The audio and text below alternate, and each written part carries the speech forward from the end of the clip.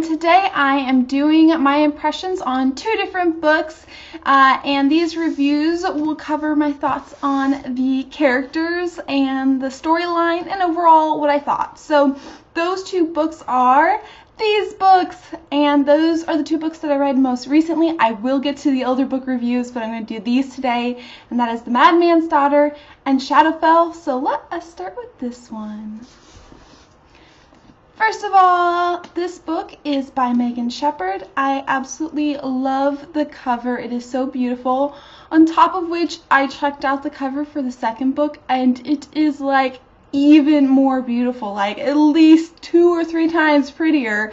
She's in like this gorgeous black dress, and she's looking over London, and her back is turned just like this one, and I absolutely love it. I literally would buy that book for the cover. So this book is about Juliet, and Juliet is the daughter of Dr. Moreau, and Dr. Moreau had to flee London or was killed, Juliet is not quite sure, when she was a child, because he was accused of doing monstrous experiments that were not okay with modern society or London where she lived. This is a historical novel, so it's not modern day.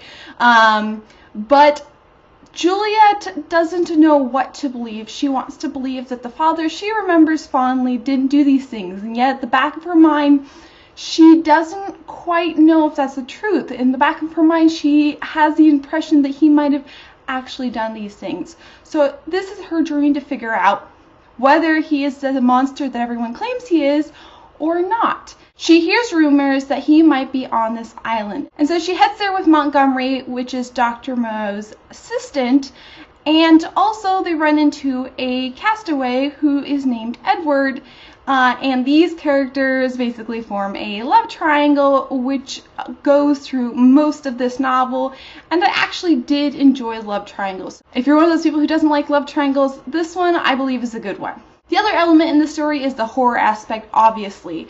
Now, this is a coming-of-age story, there's adventure, there's romance, but at its essence, it is a scary novel. The experiments that Dr. Moreau is accused of doing are pretty horrific, and you kind of learn a bit more about what they might be, and they also travel to this island that is pretty scary itself too, and I just loved the descriptions in the story. The different locations were just so enthralling, and I just loved like hearing about them and wondering what would come next.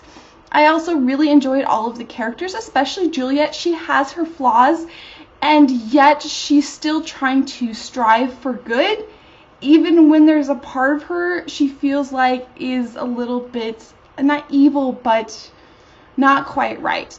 And the two men, Montgomery and Edward, are also great characters that definitely represent two different types of characters. So I just loved all of the characters. The one thing I would improve upon in this book is the writing.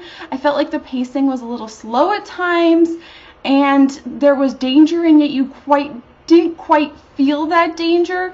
But this is the first book by that author, and so I think it's a pretty good book for being a first book.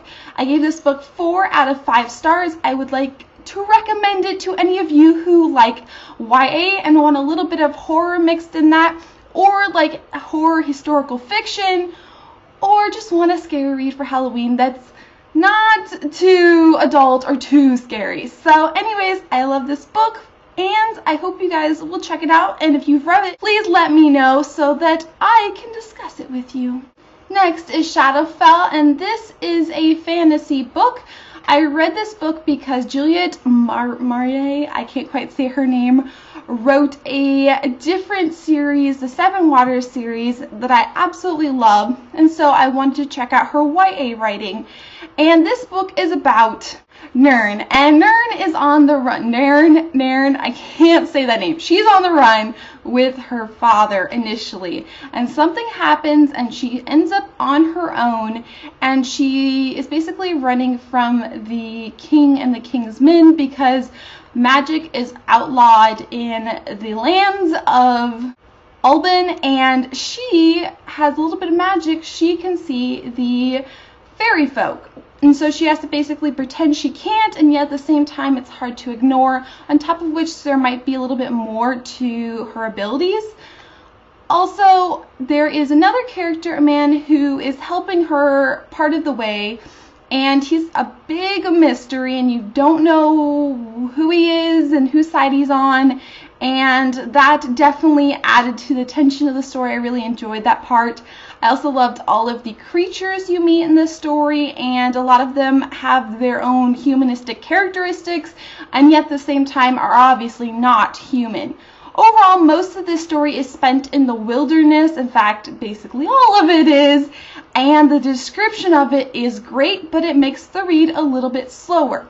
So if you want super fast pacing, I don't know if this quite has that for you, but there is a lot of danger in it. And the best part of this, besides the description, was the main character and the characterization. It is a coming-of-age story. She has such strength and such determination, and she definitely doubts herself at times, and yet at the end she always resolves to what she is trying to do for the best, and I absolutely love that. I really enjoyed this story. The one thing I would fix or change is the pacing, but then it might not be the same story, so I think that's just something that's unique to this read. Overall, I gave this book 4 out of 5 stars. I recommend it to anyone who wants to try out some YA fantasy, especially if you want something that's a little bit more description-oriented. It had the feeling of Lord of the Rings to me. Obviously not the same story, but that atmosphere and that journey, that definitely was similar.